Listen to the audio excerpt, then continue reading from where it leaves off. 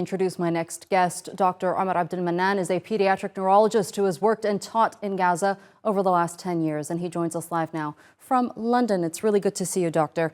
Now, I'm going to get into the humanitarian bits of what we're seeing happen in Gaza, but first I want to address the protests that have been taking place across London and beyond. You've been taking part in much of those protests, the multi-faith vigils that we've seen conducted in different parts of London.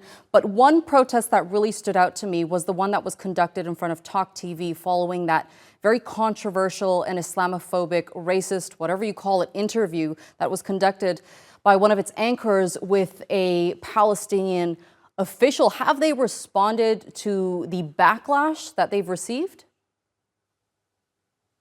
Thank you, Afnan, for having me on the program. So, as you said, we held, as Health Workers for Palestine and Just Reporting Network, which is part of the NUJ, the National Union of Journalists, we held a vigil outside TV studios on the back of that interview with Dr. Mustafa Barghouti. We have had no response. In fact, the only response I had prior to that was a request for me to go on the TV program with Julia, and I politely declined, saying she first needs to apologize and be investigated prior to this. But we had no response since then, and in fact, I've seen her back on TV, continuing to talk about the displacement of Palestinians and the fact that surely they can go somewhere else outside of Gaza.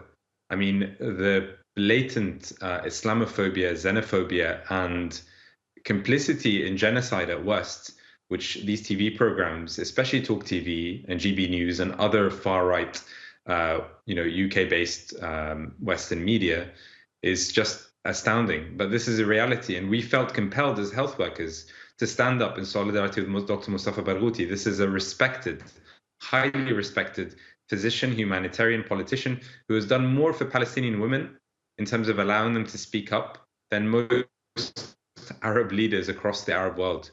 And yet she tried to use, the card of sexism, essentially, by saying that he was unable to listen to a woman, when in fact we have testimony from many of his colleagues and his, people at work that have said that he is someone who promotes young women to speak up and promote them to high positions. So this was the purpose of our vigil yesterday, and to call for the accountability of the media. And this includes the BBC. This includes mainstream media that has been continuing to allow the genocidal warmongering that has been, playing on our TV screens, and has allowed the silent majority of people to be indoctrinated into thinking that, Israel has a right to defend itself, when in fact we are seeing 2.3 million people at risk of becoming extinct, literally becoming dead. Let's get into that a bit, months. Doctor. The humanitarian situation, as we know, continues to worsen. Palestinians are facing what's been described as the triangle of death, where they're being deprived of food, water, and they're facing various diseases that are quite lethal. If this continues, rather, at this rate, what is it going to lead to? It is already an apocalypse inside Gaza. Gaza is the most unsafe place on the planet because of food insecurity, because of disease spreading at rates that we have never seen before in that area, and because of the lack of supplies, the lack of hospital care, because we have seen a hospital system, healthcare system destroyed from the top down. And the projections that I have seen, and these are serious organizations like WHO and others, are that if disease continues to spread throughout, and the situation is as it is, and there is no improvement in the current situation, we are projecting 100,000 to 200,000 Palestinians dead in Gaza in the next 4 to 6 months. That is, 5%, almost 10% of the population of Gaza. This is unacceptable. And the reality is, when we hear, Blinken go say what we need to do on the day after, I'm sorry, but we don't even know if there will be a day after. At the current rate, the day after is the extermination of all of Gaza, the death of 2.3 million people. That is what we are looking at. And I'm not saying this to be, sort of sensationalist. This is a reality, but people need to wake up. People need to see what is happening on their TV screens. These scenes that you are seeing, And we've had these reports from my own colleagues who have just returned from Gaza, Professor Nick Maynard, you've had on your show, and many others. They came and have told us about Al-Aqsa Hospital being bombed the day before they had to leave.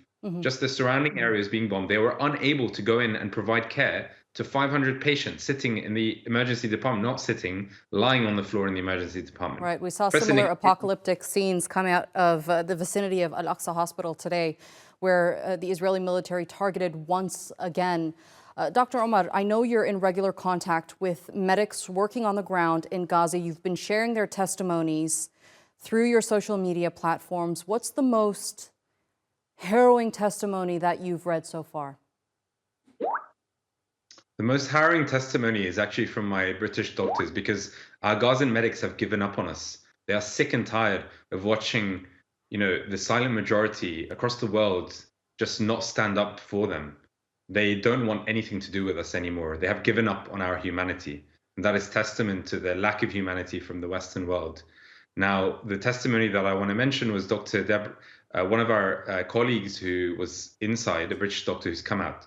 She said to me, one child that I will never forget was a girl of 12 with full thickness burns from the waist up, chest, back and arms, head and face. She was blackened like charcoal, but conscious and distressed. Her lips and face were so badly burnt that her mouth was not able to move properly. I could smell the smell of burning, and the sight of her arms and hands contracted, burnt down to the bone, will never leave me. Inadequate analgesia, and death is the most painful and inhumane conditions. I have never witnessed anything like this, and I hope to never, ever witness suffering like this again. Absolutely devastating, and it's innocent civilians that are experiencing these indiscriminate attacks that Israel has been conducting for more than 3 months now. Dr. Omar Abdel Manan, I'm going to have to leave it there, but thank you so much for being with us here on the NewsHour. I appreciate it.